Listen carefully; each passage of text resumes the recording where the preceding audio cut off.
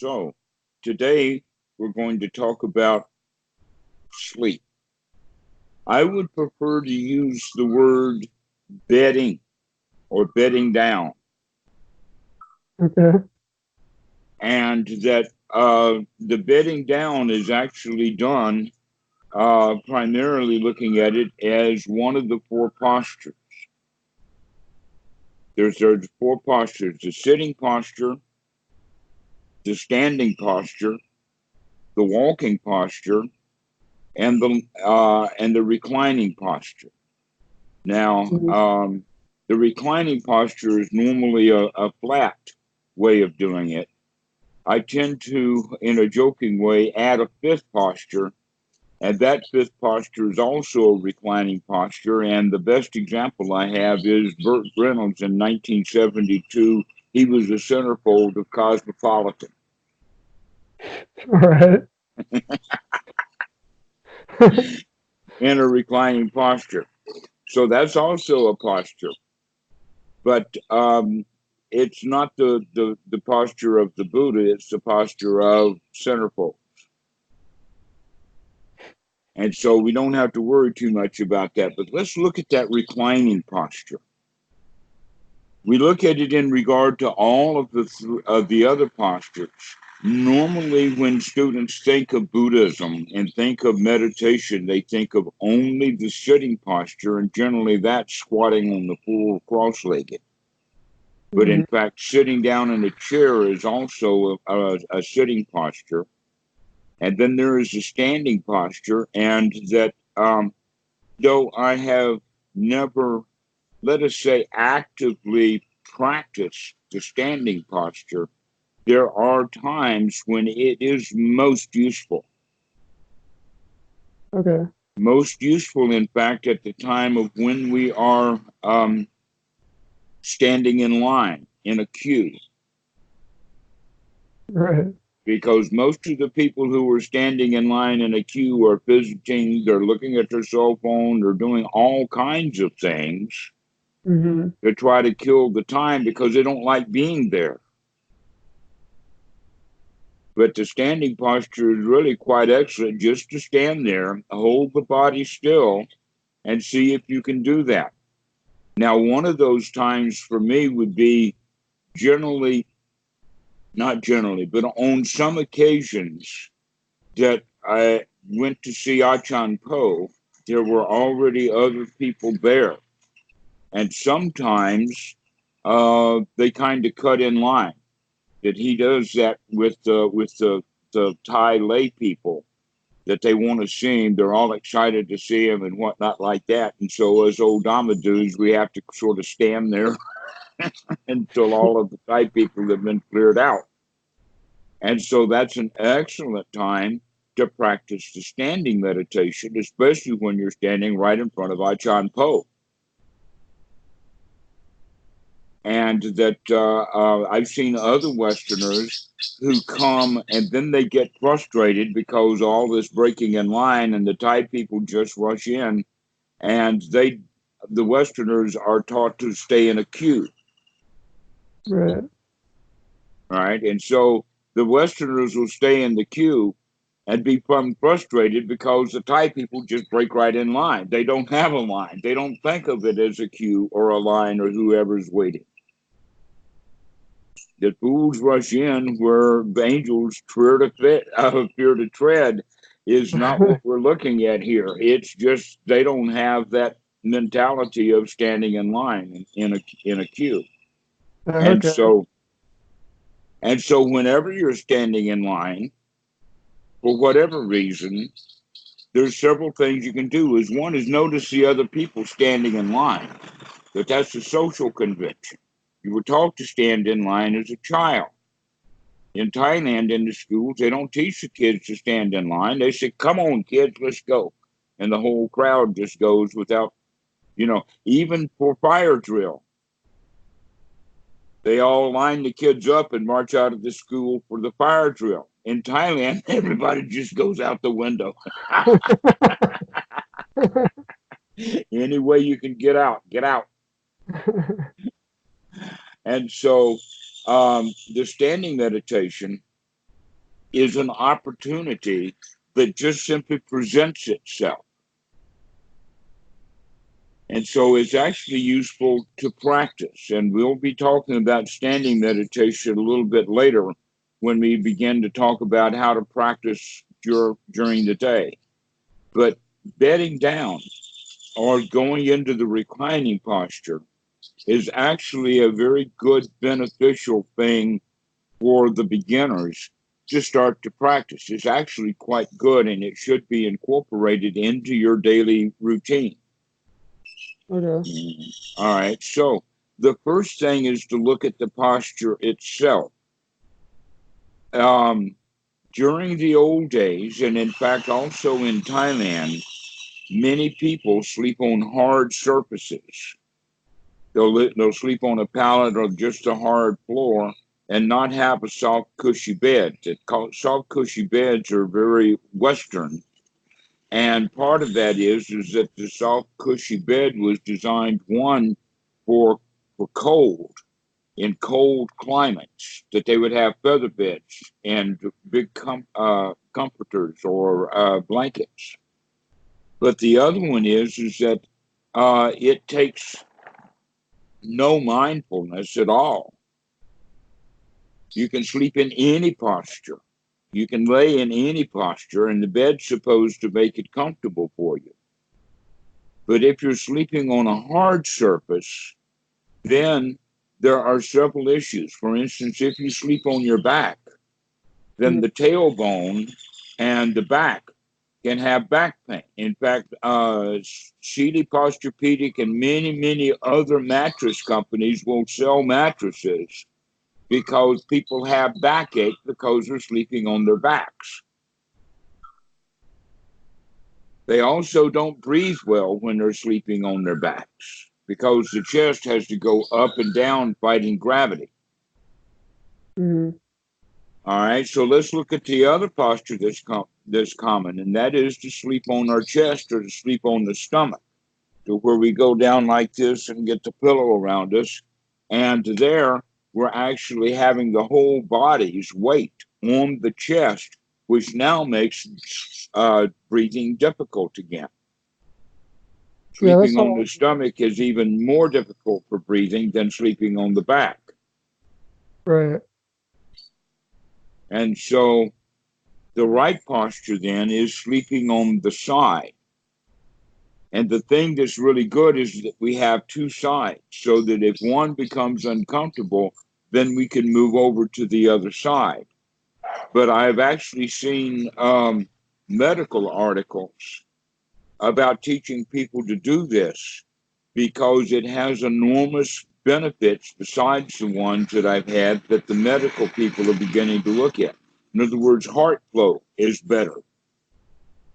It's actually a little better on the left side than it is on the right side. But sleeping on one side, you can actually use the arm or a pillow and sleep like this or lay down like that. And part of then the practice is throughout the night, people normally wake up just a little bit. At various levels of sleep, they've noticed that people will come almost up to the level of consciousness without actually going into a level of consciousness. Or maybe it's almost conscious. What we're going to be doing is we're going to be using that physiology of the mind to have the intention that if we wake up in the night and we're not in the reclining posture that is actually, by the way, it's called the lion's posture. Which one? The reclining posture. Oh, just any of the laying down? Yeah, the lying down posture is called the lion's pose. And that's the way that lions lay when they're doing nothing, and they wind up doing nothing almost all the time. That lions don't lay like the Sphinx on their chest with their paws out like that. That's the way that humans would sleep if they were a lion. But the lions lay on their side. In fact, you could go so far as to call it the dog's posture, because dogs are often laying on their sides also. In fact, right now, Lucky is laying in the lion's pose. But we wouldn't call it the dog posture. That doesn't make any sense. So we'll call it the lion's posture. But it's laying on one side. And so it now becomes, let us say, the object of meditation. But now the object of meditation is not a small set period of time that we're trying to be mindful moment to moment, but rather this is spread out over the entire night with the idea of becoming mindful 4, 5, 6 times during the night. And to begin to wake up and know that you're waking up, because that's the standard model. That in the old days, there was a whole lot of reasons for people to not sleep all night. Mm-hmm. Keeping the fire going, keeping the predators at bay, being on watch, all kinds of reasons why various people would not be sleeping all night long. And yet in our culture, especially the ones who were selling mattresses, are trying to get the mattress so comfortable that you can sleep all night, when in fact, that's not the normal way of living. Mm-hmm. And then you're taught, oh, you're supposed to get 8 hours of sleep. And so when people do wake up a little bit in the night, they think that that's a disturbance rather than a natural thing. And so you begin to watch that you will, in fact, be waking up a little bit. That, in fact, it's really good to wake up in the morning, let us say really early. For me, when it's still dark, I open one eye and to check the window to see what level of sunlight is coming in, whether it's dawn or whether it's still dark or whatever like that. And if it's still dark, then I'll just lay there and enjoy the heck out of waiting for the sun to rise. Okay, so this is a way that it's a bit different. Now let's start talking about how to prepare for going to sleep.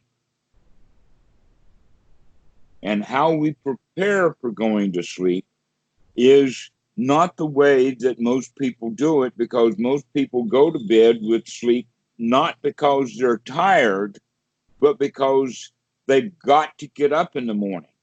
And they're supposed to have 8 hours sleep. And so they start to sleep by the clock. That we start that with our children, that we don't just let the kids get tired and go to sleep. They say, oh, you've got to go to school tomorrow. You go to sleep right now at 9 o'clock. They also do it so that they can get the kids out away from the TV in the old days. Now there's not so much of an issue, but in the old days, the parents wanted to watch shows they didn't want their kids to see, so they would put them to bed. Whether the kid's ready to go to bed or not. In fact, Kitty, sometimes she's still up when mom goes to sleep. And so we kind of let her do that.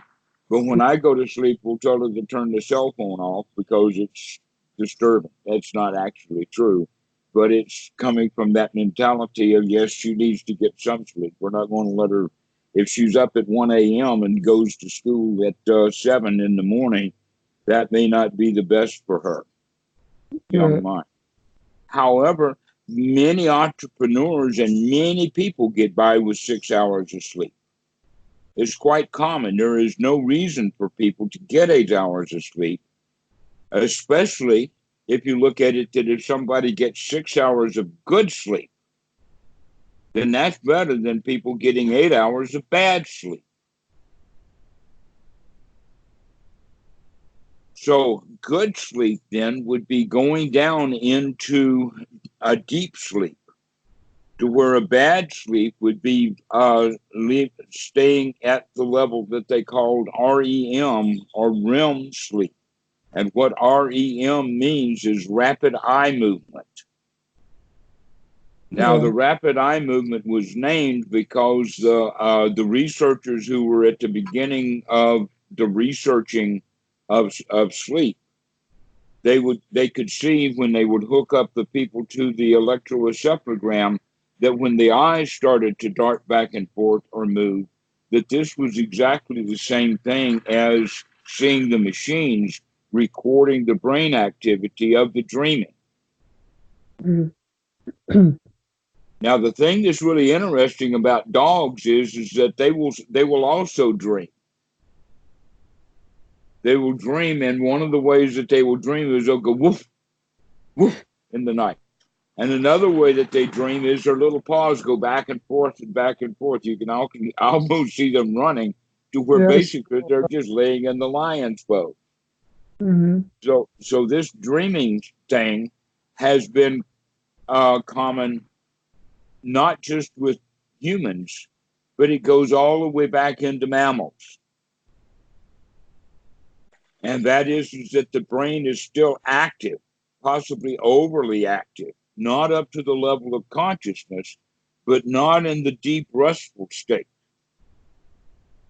And so there is a way to prepare for that deep restful state. But there's also, when we don't prepare for the deep restful state, that people will lay down in bed and just continue to think about the things that they were thinking about when they were getting ready for bed. And mostly what people are thinking about is, what am I going to do tomorrow? In fact, they'll say that out loud. I've got to go to sleep because tomorrow is a big day. And things like this. What that means is they're probably not going to get a good night's sleep because they're going to sleep worried. They're already worried. They tell you so. Tomorrow's a big day. I've got to get to sleep. And so when I talk to people like that, and I've had it, they don't want to hear what I have to hear because they don't know I've got to actually go to sleep. I've got to do it. Okay. But we're talking now about the quality of the sleep, not what moment that it starts. And so it's better to get actually ready to go to sleep, to spend the time that it takes. Okay. And so, well, what is the right way then to get ready to go to sleep? The answer to that is anapanasati. Let's go ahead and lay there. And now we've got the body on the side so that we can do some deep breathing. So the first thing is that we're going to watch the breath. We're actually going to do deep breathing while we're in bed. And other people will say, well, why should I be energizing the body when I'm trying to get it to relax and go to sleep and I don't need to breathe? Well, the answer to that is, I think they call it sleep apnea. Have you ever heard of that? Sleep apnea is a very, very common condition. And that people who don't, let us say they start to feel tired all the time, and the doctors, if they do the right research, they'll pin it to, oh, that it's sleep apnea. Basically, it's when people are sleeping on their stomach, and then they're not getting enough air. Oh, the breathing mask, right? Yeah, right. Exactly. All of that. That in fact, when people snore, they generally snore because they're laying on their back. And because of that, the weight of the things, gravity starts to pull stuff into a position so that it closes the air passage. And so when the breathing is done, it's got to fight with that closure, giving that snoring sound. But if you sleep on your side, you're unlikely to snore. And when we're sleeping on the side, we're most likely not going to go into a state that is called sleep apnea, which basically it means that people stop breathing during the night. Right. And then when they wake up, they may wake up in a panic because they're completely out of breath. They can't breathe. And so they'll wake up possibly. And here's the thing about dreaming is that if we're in a deep state of sleep, we can either come out of that deep sleep right up to the surface. But most people don't. What they do is they stay in a deep state of sleep until something happens, and then instead of waking right up, what they will do is they'll go into a dream state. Mm. So if there's a loud noise, instead of waking up to that loud noise, they'll start to incorporate that loud noise into their dreaming. Mm. If somebody like the police come at 2 a.m. or 5 a.m. and start banging on the door, people will dream right through it. Or they'll hear a fire alarm, or the dogs will bark, or whatever. They used to make cartoons about this, where people were dreaming and something would happen, and then they would incorporate that into the dream state, making it very funny when they finally woke up to find out that it was that the reasons for the interruption were real, but the dream was just a dream, and they weren't capable. Okay, so basically, then the training is going to be, instead of going from this deep state into a dream state and then spending too much time in the dream state and then not falling back into the deep sleep, that we're looking for the possibility of coming out of the deep sleep right up to consciousness, to allow yourself to wake up in the night. It's okay to wake up in the night. How do you control that though? You're not trying to control it. It's a matter of how you're going to manage it when it happens. Oh, okay. All right. So basically, because Dhammadus generally don't do a lot of sleep or a lot of dreaming. If you prepare for tonight correctly, one of the things we're going to do is clean the mind out so that it doesn't have all of the fodder for the dreaming. In other words, if you go to sleep thinking about tomorrow's project, then more than likely that will be part of the dreaming that you do. And you continue to dream about tomorrow's project without really getting good sleep. The good sleep would be then forgetting about the dreams, literally, to let that stuff go. And now the mind can come back into a rest that's actually a deeper sleep. Isn't that interesting? Yeah. Now, this also is part of the Zen training, especially if the Zen is incorporating martial arts, that the Zen master not only will walk around the Zendo with a Zen stick to see if the students are awake, he'll actually from time to time slip into the sleeping quarters and beat them with the Zen stick there if they haven't woken up to the fact that he's there. Mm.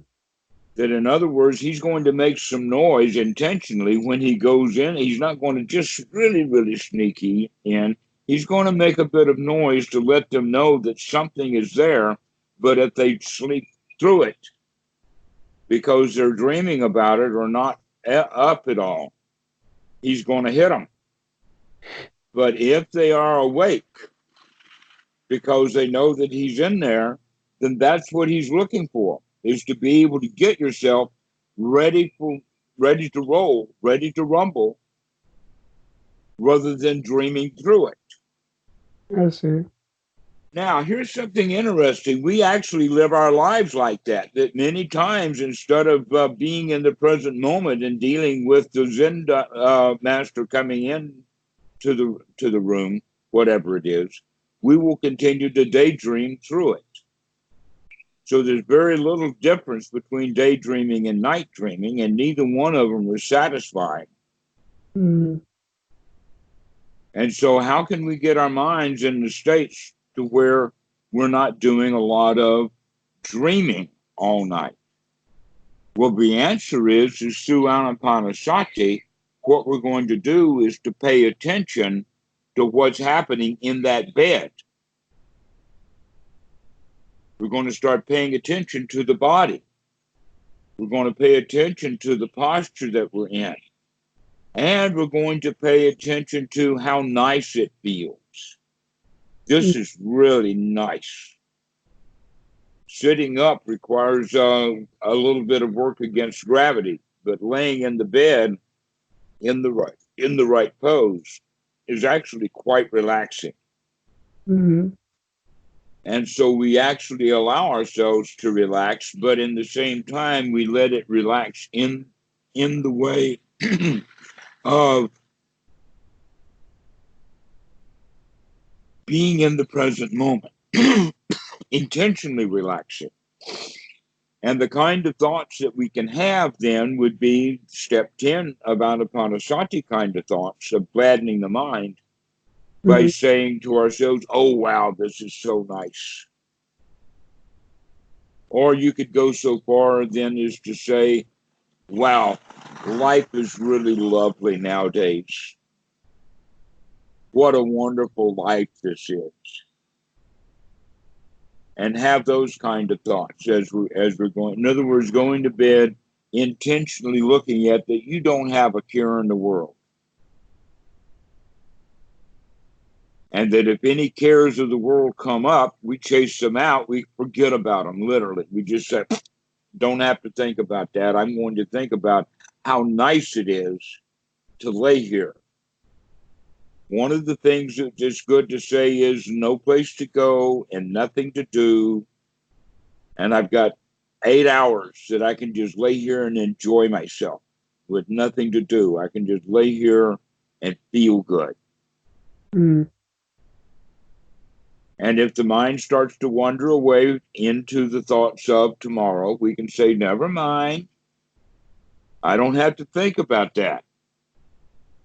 That my job right now is to enjoy being in bed, to enjoy relaxing, to take a few deep breaths and enjoy just laying here. This is marvelous. No place to go. Nobody's going to come bother me. I do not have to live tomorrow while I'm in bed tonight. Now, what about if your mind starts to drift into dullness, into those dreamy like thoughts? Well, those dreamy like thoughts, if the dreamy like thoughts are dreaming about this present moment, then that's the way to go. Just to let yourself continue to come back to this is what's happening right now. Take another deep breath. And generally, the mind is not going to get dull because you're breathing. That the dullness of the mind is generally because we're not breathing well. And that if you're laying on your stomach, then you're probably not breathing very well. Okay. All right. So you're unlikely to fall into that kind of dullness. But what you are getting ready for doing is you're getting ready to put the mind in a deep state of sleep. That you will go to sleep by laying there. But it's better rather than forcing yourself to stay awake and pay attention because you're not, in fact, going to be laying there all night enjoying it. You are going to go to sleep. But people who practice this kind of meditation, it will generally take them longer, maybe as many as 10 minutes longer to go to sleep. But then the sleep is going to be a whole lot better. Mm-hmm. And so then when we begin to wake up throughout the night, you begin to notice this. Now that I've told you about it, you start to watch for the fact that you are actually up and awake several times throughout the night. And then you go back into it. But many times when people get up out in the night, they will do it to go to the bathroom or whatever like that. But that's when they go back to sleep. The dreaming will start back up. Tomorrow's worries will come back into the mind and they're not really comfortable. They're not really relaxed. And so when they go to sleep in a state of tension. And that tension then is expressed as dreaming. But it's also expressed with electroencephalograms, which you don't have, of a lot of extra brain activities that we don't need. So if we're getting the mind kind of quiet before we go to sleep, then we're getting it into the habit of being quiet in the night rather than going into these states of REM, this REM sleep, or the rapid eye movements of the brain is doing it. There is a part of the brain that is asleep. The conscious part is asleep, but the verbal part of the mind and the visual part of the mind is still quite active Mm. and not getting the rest that it deserves.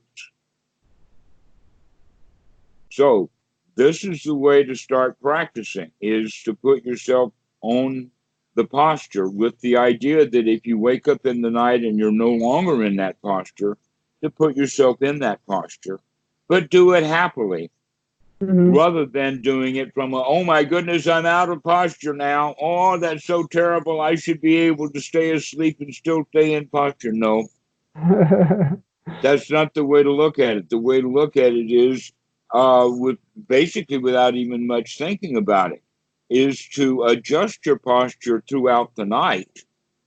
And that adjustment may be from moving from one side to the other side, Mm.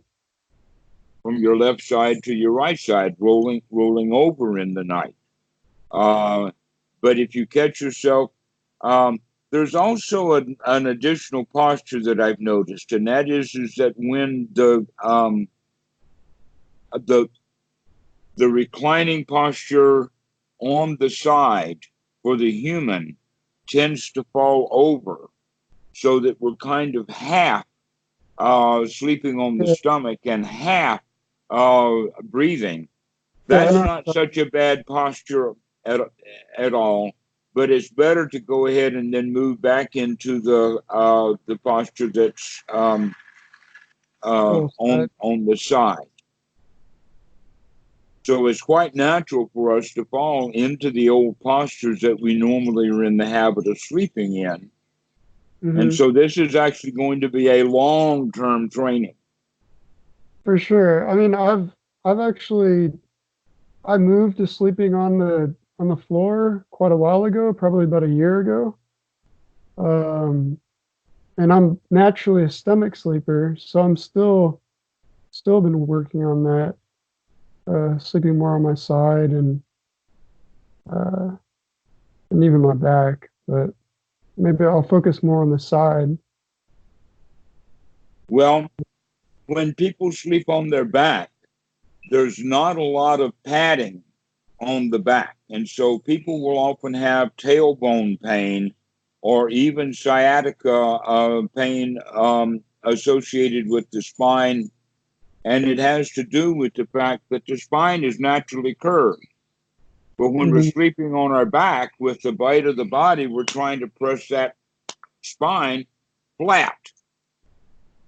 And this is the reason why sleeping on one's back gives back pain. Hmm. Yeah, I don't get pain, but I just don't get good sleep either. So a lot of dreaming and a lot of waking up multiple times through the night. Um, yeah, I feel like I'm constantly waking up. Well, you are. But between those constant wakings is maybe 45 minutes or an hour of sleep or of dreaming. And that Mm, while we're asleep, we don't know it. All you're noticing is the waking up in the night. But this is normal. mm, That it's not normal for people to be literally out of it for 8 hours. mm, But that's not the normal way that we live our lives. We live our lives by waking up, but we're not really awake. And so many people will say, oh no, I sleep all night. That's just meaning that you're not aware of when you begin to wake back up. And you're saying that you do. That's great oh, okay. All right. Well, because, maybe I just need to change my attitude about that then. Uh, yeah, acknowledge that it's not a bad thing. it's not a bad thing at all. In fact, it's another opportunity to practice a few moments of anapanasati while the body mind goes back to sleep. Mm, Okay, so uh, every time you wake up in the night, you're going to readjust your posture, take a few intentional deep breaths, tell yourself how marvelous it is tonight, what a wonderful place this is, with no place to go, nothing to do. Nobody's coming and hassling me to get anything. And therefore, I don't have to think about anything other than the fact that this is a really nice moment. And so, taking those deep breaths and giving yourself this kind of a little story, one of the ways that I would do it would be to hold, the covers up and say, oh, this is so good. Oh, I like this. This feels so good.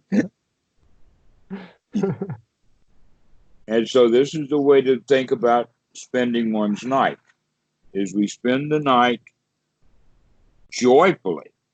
Mm. And that the whole intention is to spend the night joyfully rather than, as they normally say, oh, I've got to get to sleep because I've got so much to do tomorrow. Because more than likely when they're on their way into sleep, they're thinking about what they've got to do tomorrow. And then when they're dreaming, they're not really relaxing.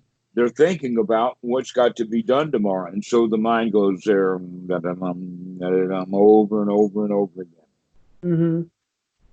And so an additional benefit is to begin to see with your dreams that they're very much like the mind wandering away during the daytime. Yeah, it is crazy. What in school they call it daydreaming, Right. rather than paying attention. So we're going to learn to pay attention also at night, or to watch what we're doing at night, to be here night. Take a deep breath and enjoy being in the bed. It's dark. Nobody's hassling you. There's no place to go and nothing to do. And this is really, really nice. And that kind of thought is the way to go, to let yourself get drowsy and fall asleep. Now, there's another item on that list, and that is that every night you go to sleep,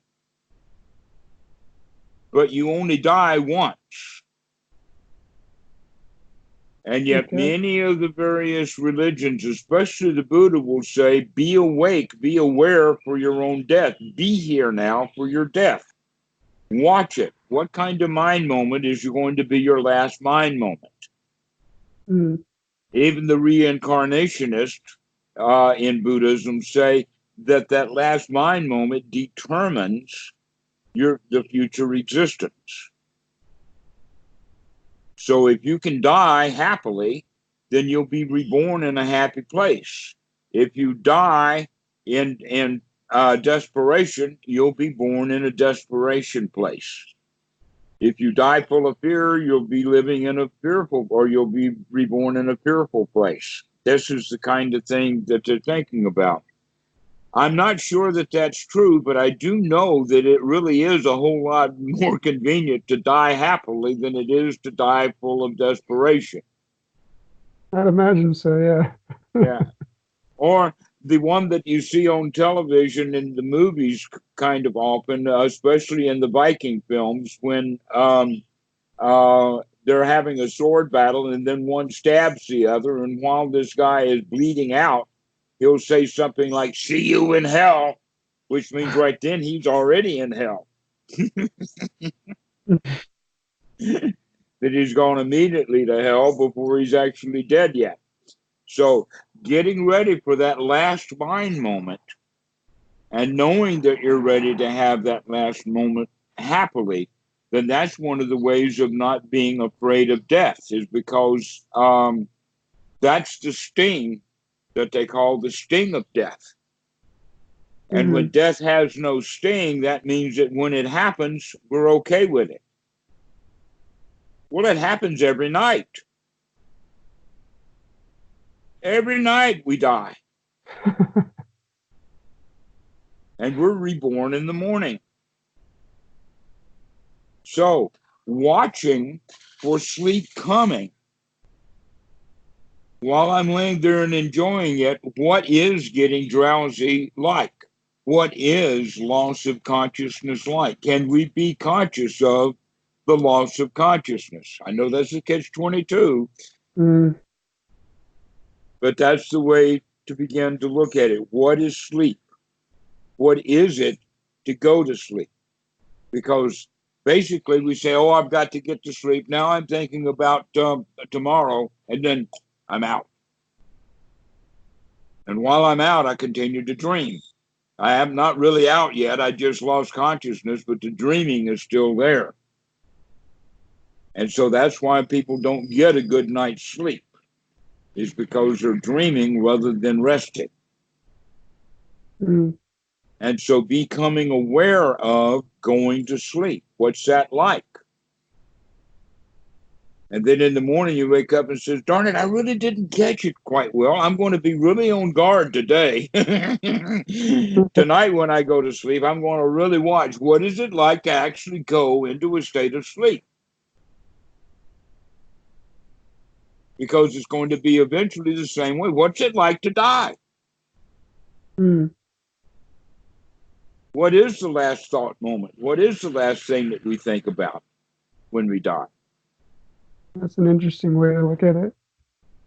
And so, what is it like when we're going to sleep? What's the last thought that we have? And is that thought of actually going into the sleep?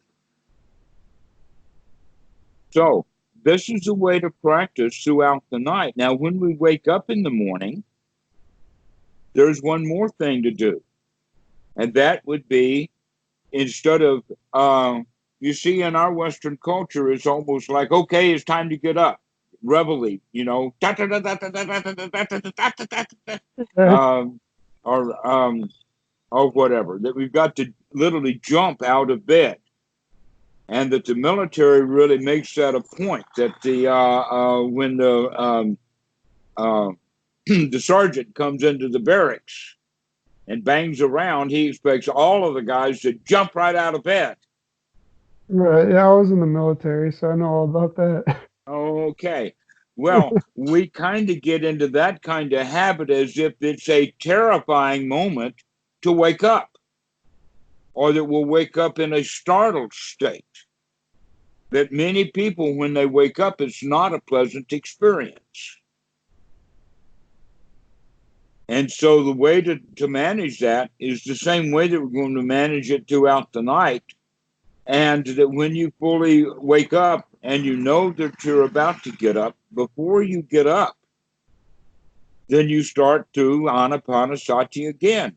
Oh, this is going to be a marvelous day. Mm. Oh, let me take a few breaths and I'm going to lay here and relax just one last time. And then I'm going to get up and it's going to be really great. I've gotten all the rest I need and everything is good now. Okay, so these kind of thoughts are the ones that you have while you take an extra moment of relaxing, taking a deep breath, and getting yourself ready for the day. But many, many people will wake up with a thought that starts with, "Oh my gosh, I gotta." And so that actually sets the mood or the tone of the day, especially if they oversleep. And now they're in a rush. As soon as they recognize that they're late, now they go nuts with their activity. In fact, it's one of the examples that I've seen is Mr. Bean. You know, um, Rowan Atkins does these pantomimes with very little talk. And that one of them is that he's got an appointment and he's late for that appointment. And he wakes up late and then he's in a panic. Well, people wake up like that. They wake up in a kind of a panic. Make sure when you wake up that you're going to put yourself into a really good place. Throw the panic thoughts and the panic feelings out. Take a deep breath and feel really good about this is going to be a really nice day. Everything's nice. And so once we put ourselves in that state, which could take a minute or two, unless you're really in a panic, and then it'll take 3 minutes. But after we wake up and we put ourselves into a nice state, then we get out of bed. That we don't wake up as soon as we wake up, we reckon, oh, I got to go. Because no, you don't. You can spend your whole life in bed. Look at the way that the dogs live, especially pet dogs. They spend very little time doing anything other than sleep. Good life. Right, it's a good life. How about babies? Babies do a whole lot of sleeping. They're living one's life when we only have to wake up in order to do a few things here and there, and the rest of the time we can just sit there and just enjoy life. And yet many people in the night will postpone going to bed. They may postpone it because they're really busy.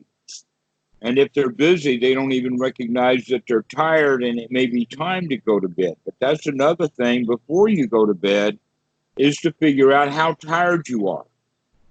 Mm.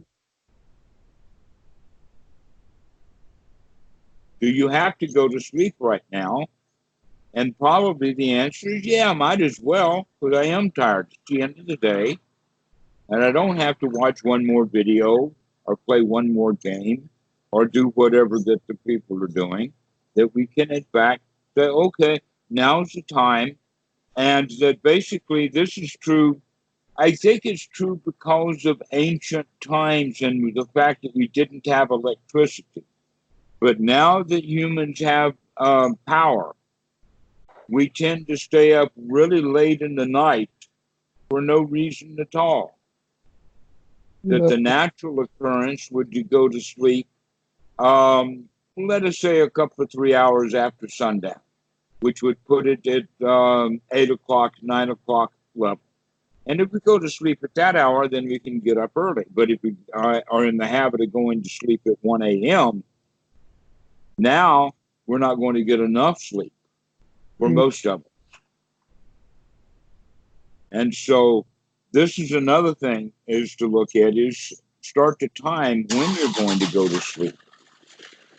And when I say time, I'm not talking about a clock. I'm talking about experience. How do you feel? Mm-hmm. Are you actually tired? And if you are, then it's time to go to bed. And if you're not tired, then it's not time to go to bed. And so you begin to monitor more and more of your feelings. So this point about going to sleep is done on automatic pilot, the way that those people live their whole lives on automatic pilot. But now you're going to start paying attention to when I'm going to bed, why I'm going to bed, am I tired? And then when I lay down, I'm going to lay down consciously with a particular posture, going through a particular routine that gets the mind cleaned out so that we are ready to spend a joyful night, knowing that we're going to wake up in the night, and we want to know that we're waking up during the night. Because what that means is the waking up during the night is that we can come up to consciousness rather than merely going into a dream state. Mm. Because dreaming, whether we're doing it during the day and we're sitting up, or dreaming in the night, is the same dreaming, and that is the mind is just turning and spinning, and we're not aware of what's going on around us. Right. We're not paying attention to the big it. And so when we go to sleep, you're going to start paying attention to how wonderful it is to lay here, to be to the experience of the bed and the experience of the touch of the cloth and the experience of the temperature and all of the stuff that's associated with becoming really comfortable. Now, you can actually practice this and sleep in a bed with someone else. It's just got nothing to do with whether you're sleeping with a crowd or whether you're sleeping completely isolated. It's all the same thing. And if you're sleeping with someone and you're touching them, then be aware of that touching. Be aware of that closeness. Be aware of your surroundings and be aware of how nice it is, Hmm. how pleasant it is, that this is so nice. This is so good.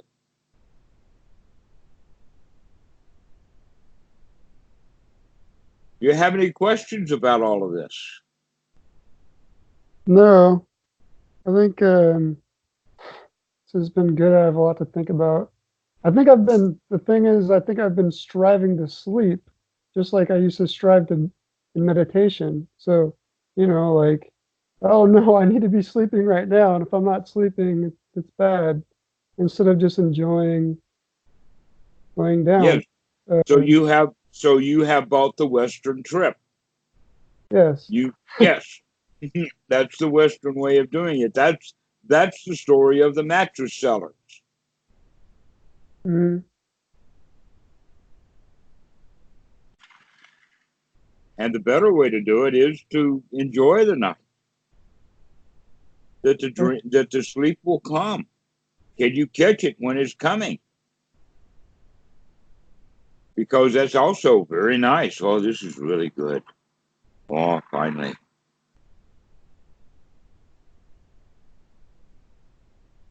Okay. So you got no questions. We'll finish this off and we'll get into something else more interesting to talk about next time you call. Okay. Yeah, sounds good. Thank you. Okay, Eric, we'll see you. Okay. Have a good day. Bye.